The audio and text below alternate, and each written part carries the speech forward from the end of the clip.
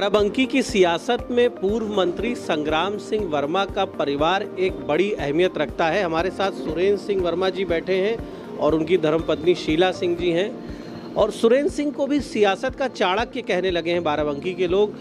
पिछले 2-3 दशकों में इन्होंने बाराबंकी की राजनीति में जो पहचान बनाई है, इनके बारे में कहा जाता है कि पॉलिटिक्स के लकी मैन हैं। जिस चुनाव में हाथ लगाते हैं, जहां जुटते हैं, जिस भी दल में सफल रहते, जिस भी दल में होते हैं, किसी भी पार्टी में होते हैं, तो उस दल को सफलता ज़रूर मिलती है।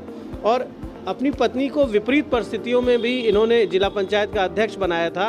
और अब योगी सरकार, जो कि बीजेपी की प्रचंड बहुमत की सरकार है, उस सरकार के रहते अपनी धर्मपत्नी को एक बार फिर समाजवादी पार्टी की ओर से इन्होंने सफलता दिलाई और नगर पालिका की चेयरमैन बनी।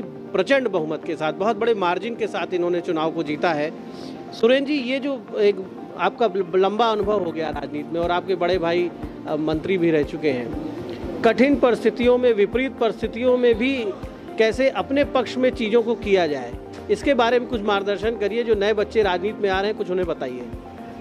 धन्यवाद दीपक जी। सबसे पहले मैं इस नवाबगंज की जनता को बधाई देना चाहता हूँ कि ये चुनाव नवाबगंज की जनता ने स्वयं लड़ा है। हम तो मात्र एक पार्टी के प्रत्याशी थे, लेकिन जनता स्वयं चुनाव लड़ रही थी। और परिस्थितियाँ, चुनौतियाँ तो बहुत हैं, क्योंकि नगर पालिका में आपने पिछले 5 साल में आपने देखा जो बीत गए, कोई काम हुआ नहीं। बहुत सारी चुनौतियाँ हैं, चाहे जल भराव की चुनौतियाँ हो, चाहे रोडों की चुनौतियाँ हो, चाहे लाइट की समस्या हो, अनेकों समस्याएं। उन चुनौतियों का सामना हम करेंगे और डट के करेंगे। जनता के बीच जाएंगे, उनकी समस्याएं सुनेंगे। रह गई बात, क्योंकि अब सरकार तो है नहीं, लेकिन उसके बावजूद मैं इस नवाबगंज की जनता को भरोसा दिलाता हूं कि उनके उम्मीदों पर हम पूरी तरह से खरा उतरने का काम करूंगा। रह गई बात जो आपने पूछी कि कैसे आप मुमकिन कर लेते हैं, ऐसा कुछ नहीं है। जहाँ रहिए ईमानदारी से रहिए, और जब ईमानदारी से रहेंगे तो लोग जुड़ेंगे। आपके कहने का तात्पर्य था कि हम इसके पहले बीजेपी में थे। वहाँ जब हमने राजरानी जी को चुनाव लड़ाया और चुनाव जिता के दिखाया, तो ऐसा नहीं है। जनता का प्यार और लोगों का विश्वास, जो लोगों का विश्वास हमारे ऊपर है, उस विश्वास को हम भली भांति अपने आप को हम समर्पित करते हुए, चाहे हम जिस स्तर पे हमें जाना पड़े, उनको विश्वास को हम कभी तोड़ने नहीं देते हैं। इस बार जब समाजवादी पार्टी आपने ज्वाइन किया और नगरपालिका चुनाव की चर्चा शुरू हुई, तो आपके सामने कई प्रतिद्वंदी थे, पार्टी के भी कई लोग टिकट मांग रहे थे, खुद विधायक के छोटे भाई भी चाहते थे अपने परिवार के लिए, लेकिन आपने उनको भी संतुष्ट किया, विधायक का भी साथ आपको मिला। और एक बार पहले आप सुरेश जी के खिलाफ चुनाव भी लड़ चुके हैं बीएसपी से। तो पुरानी जो राजनीतिक प्रतिस्पर्धा है या जो सियासी विरोध है, उसका कैसे प्रबंधन किया, कैसे मैनेज किया, सबको सहमत कर लिया? लोगों को हैरानी भी होती है कि सुरेंद्र वर्मा जिधर खड़े होते हैं, उधर सारे विरोधी भी उनके साथ विरोध अपना छोड़ के एकजुट हो जाते हैं। देखिए, पहली बात तो हम नगर पालिका के चुनाव के लिए मैं पहले पार्टी में नहीं शामिल होता। आपने देखा होगा कि जब चुनाव हो रहा था विधानसभा का, उस टाइम हमने पार्टी ज्वाइन की थी। और लोगों का प्यार कि बाराबंकी जैसे जनपद में, जहां इस समय भाजपा की प्रचंड लहर चल रही थी, उस विषम परिस्थितियों में भी भाजपा ने 3 सीटें, वो भारतीय जनता पार्टी को हराकर हमने समाजवादी पार्टी को 3 सीटें जिताने का काम किया। इसमें जनता का सहयोग भी रहा। भाई विधायक जी यहाँ से लगातार 3 बार से विधायक हैं, उनका मार्जिन आप देखिए, अगर आप बढ़ता जा रहा है। पहली बार वो 19,000 जीते, फिर 23,000 जीते, इस बार 35,000 जीते। तो ये कोई करिश्मा नहीं है, ये बाराबंकी जनपद की जनता का प्यार है, समाजवादी पार्टी का। और देखिएगा 2024 का जब चुनाव आएगा लोकसभा का, तो इस बार हमें पूरा भरोसा है कि ये बाराबंकी जनपद की जनता लोकसभा चुनाव में भी समाजवादी पार्टी की साइकिल को दौड़ाएगी। अच्छा, आपको बहुत लंबा अनुभव हो गया। आप मानते हैं कि देश में जो ब्यूरोक्रेसी है, जो अफसरशाही है, या चुनाव आयोग जो हमारा है, अधिकारी जो काम करते हैं चुनाव की प्रक्रिया में, वो निष्पक्ष हैं? अंततः तमाम आरोप लोग लगाते हैं, लेकिन आपने देखा कि जब आपने बसपा सरकार में, बसपा में आप थे और सपा सरकार थी, जिला पंचायत अध्यक्ष शीला जी जीती थी और उस समय आप लोगों को जेल भी भेजा गया था, फिर भी चुनाव आपने जीता था। उसके बाद अपनी सरकार में भी आपने जीता और बीजेपी, समाजवादी पार्टी, एक लंबा अनुभव हो गया। अभी फिर आप प्रचंड बहुमत से चुनाव आपने नगर पालिका का जीता। तो ब्यूरोक्रेसी ईमानदारी से काम करती है, निर्वाचन आयोग सही काम करता है? फिलहाल हमने अपने चुनाव में तो देखा कि प्रशासन हो चाहे चुनाव आयोग हो, पूरी निष्पक्षता के साथ इस चुनाव को संपन्न कराया। इसके लिए मैं खासकर अपने मीडिया के साथियों को और इस प्रशासन को मैं धन्यवाद देना चाहता हूं कि पूरी तरह से निष्पक्ष चुनाव को उन्होंने कराया और संपन्न कराया। कहीं किसी प्रकार की कोई बाधा उत्पन्न नहीं होने दी। जो बात हम लोगों ने उठाई उस पर सुनवाई हुई। अब बहुत अपेक्षाएं हैं लोगों की और शीला जी के साथ भी बड़ी अपेक्षाएं होंगी। आपने इनका पूरा चुनाव मैनेज किया, शुरू से ही आप लगातार जहां भी इन्होंने पर्चा दाखिल किया वहां पर आपका समर्थन रहा और ये जीतती चली गई। तो जीत तो मिल गई है, लेकिन अब नगर में जो विकास की गंगा आगे बहानी है, जो काम करने हैं, दलों के जो आपके सपा के लोग आपके साथ जुड़े हैं उनकी भी अपेक्षाएं हैं कि उनको भी सबको सम्मान मिले। तो मैं चाहूँगा कि सवाल का जवाब शीला जी दें।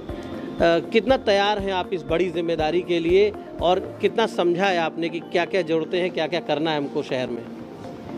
धन्यवाद। मैं सबसे पहले राष्ट्रीय अध्यक्ष जी को बहुत बहुत धन्यवाद देती हूँ। उन्होंने हमें इस लायक समझा, अपना आशीर्वाद दिया, और पूरे नगरवासियों को, पूरे नवाबगंज जनता को बहुत बहुत धन्यवाद और बधाई देती हूँ। जनता हमारे साथ है, मैं उनको बहुत बधाई देती हूँ। मैं पूरे नगर में, क्षेत्र में जा कर हर गली में देखे कि क्या समस्याएं हैं, मैं उनको पूरा करने का काम करूँगी और पूरा विकास करूँगी और सबके दुख सुख में शामिल होने का काम करूँगी और ज़्यादा से ज़्यादा विकास कार्य करने की कोशिश करूँगी। सबको संतुष्ट लेकर चलूँगी। हर वर्ग का हमें लोगों ने साथ दिया, हर वर्ग का काम करूँगी, इसमें कोई भेदभाव नहीं, सबका काम करूँगी। वोट किसी ने दिया हो या ना दिया हो, सबका काम हमें करना है, सबको संतुष्ट करना है, कंधे से कंधा मिलाकर सबके साथ हमें चलना है। नगर को एक अच्छा नगर बनाना हमें, ये हमारा संदेश। जिस तरह से बाराबंकी लखनऊ के बाद सबसे नज़दीकी शहर है और लोग चाहते हैं कि लखनऊ के जैसा विकास यहाँ पर भी दिखाई पड़े, और प्रदेश में जो सरकार है किस तरह प्रयास करेंगे कि सरकार से बेहतर तालमेल हो, बजट पर्याप्त मिले, क्योंकि एक चुनौती है। आप सपा के चेयरमैन हैं और आपको बजट भी चाहिए, गवर्नमेंट का सहयोग भी चाहिए विकास के लिए। तो सुरेंद्र जी, आप बताएं कि जो कोऑर्डिनेशन है राज्य सरकार से, जो तालमेल आपको बनाना है, उसके लिए क्या आपने सोचा, कैसे बेहतर तालमेल बनाएं? आपने एक बात अच्छी कही कि सरकार भारतीय जनता पार्टी की है और चेयरमैन समाजवादी पार्टी का है। कोऑर्डिनेशन क्षमता के ऊपर होता है। आप में क्षमता है तो सरकार आपकी बात मानती है, क्योंकि विकास के मामले में सरकार को भेदभाव हम पर समझ से नहीं करना चाहिए और नहीं करेगी। जो भी अब आज का उनका, हमने अपने चेयरमैन साहब का एक स्टेटमेंट सुन रहा था कि हमने सीवर लाइन का प्रपोजल भेज दिया है, हमने इस नगर पालिका को महानगर बनाने का प्रस्ताव भेज दिया है। अब देखते हैं कि उन्होंने प्रस्ताव भेजा है। यदि प्रस्ताव भेजा है तो मैं दावे के साथ कह सकता हूं कि मैं उस प्रस्ताव को संशोधन कराऊंगा, चाहे इसके लिए मैं अधिकारियों के पास जाना पड़े, उनके सामने झोली फैलानी पड़े। मैं उस जो भी प्रस्ताव अगर इनके यहाँ से भेजेंगे, खाली चुनावी जुमला था अगर होगा खाली चुनावी जुमला, तो मैं नहीं कह सकता। यदि उन्होंने प्रस्ताव भेजे, क्योंकि वो जो प्रस्ताव भेजे होंगे वो नगर पालिका की फाइलों में होंगे, और वो प्रस्ताव अगर वहाँ शासन में है, लंबित है, तो हम कोशिश करेंगे, चाहे वो सीवर लाइन का मामला हो, चाहे महानगर का मामला हो, चाहे वो नाले के बार बार कहते हैं कि हमने 28 करोड़ रुपया सेंक्शन कराया, उसका मामला हो।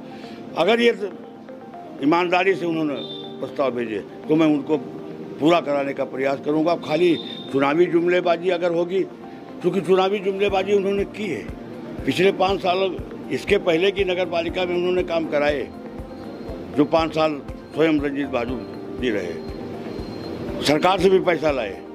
अब किस प्रयासों से लाए, कि कहाँ से प्रयास किया लाए, चाहे वो स्ट्रीट लाइट का पैसा हो, चाहे डिवाइडर का पैसा हो, चाहे ट्रामा सेंटर का पैसा हो, चाहे वो नागेश्वर नाथ का पैसा हो, चाहे इसका तीर्थ चक्र पर पैसा हो, ये पैसा समाजवादी पार्टी की सरकार में लाए। उस टाइम तो ये की सरकार समाजवादी पार्टी की थी, चेयरमैन भारतीय जनता पार्टी की थी। प्रयास होना चाहिए, प्रयास में अगर आप करेंगे तो ऐसा नहीं समझते कि सफलता नहीं मिलेगी, सफलता अवश्य मिलेगी। और ये प्रस्ताव अगर ईमानदारी से शासन को गए तो मैं उनको सनसन कराने का पूरा प्रयास करूँगा। शीला जी से एक अंतिम सवाल कर लेते हैं। शीला जी, आपको क्या लगता है कि जो पूर्व चेयरमैन रहीं और उनके पति का जो रोल रहा, किन बातों से जनता दुखी हुई, जो बड़े पैमाने पर लोग सारे बंधनों को तोड़कर आपकी तरफ आए? ये भी कहा जा रहा है कि बीजेपी के वोटर्स ने भी आपको वोट किया। अब मैं इसके बारे में कुछ नहीं कहना चाहती हूँ। और हमारे पास जो लोग आए हमारे साथ है, जनता हमारे साथ है। उन्होंने क्या किया क्या नहीं किया उसके बारे में कुछ नहीं कहती, मैं दूसरे के बारे में कुछ नहीं बता। सिर्फ जो हमको करना है वो हम करेंगे, 5 साल में पूरा करेंगे, अपने नगर को विकास कार्य करेंगे। इसीलिए हम जनता के बीच में आए, जनता ने हमें चुना, उनको हमेशा सुख दुख में शामिल होंगे और जनता का कार्य करना, पूरे करने का कोशिश करेंगे कि जनता हमारे घर से कभी निराश होकर न जाए, ये करेंगे। तो अभी शुरुआत है, अभी बहुत कुछ देखना और समझना बाकी है। शीला जी एक नए प्रोफाइल को ग्रहण करने जा रही हैं, एक नया पोर्टफोलियो ग्रहण करने जा रही हैं।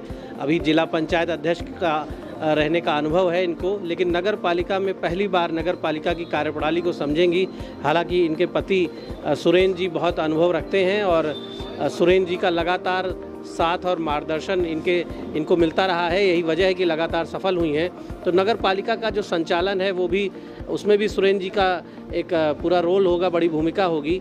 तो जनता ज़रूर ये देखेगी कि जनता ने जो बड़ा मौका दिया है उसके बदले उसे क्या मिलता है। सभी दलों के लोगों ने, सभी विचारधारा के लोगों ने सारे बंधन तोड़कर इन्हें प्रचंड बहुमत से जिताया है। तो लोगों की बड़ी उम्मीदें भी हैं, अपेक्षाएं भी हैं और ये देखने वाली बात होगी कि बीजेपी सरकार से बेहतर सहयोग स्थापित करके ज़्यादा से ज़्यादा विकास इस शहर का कराएं।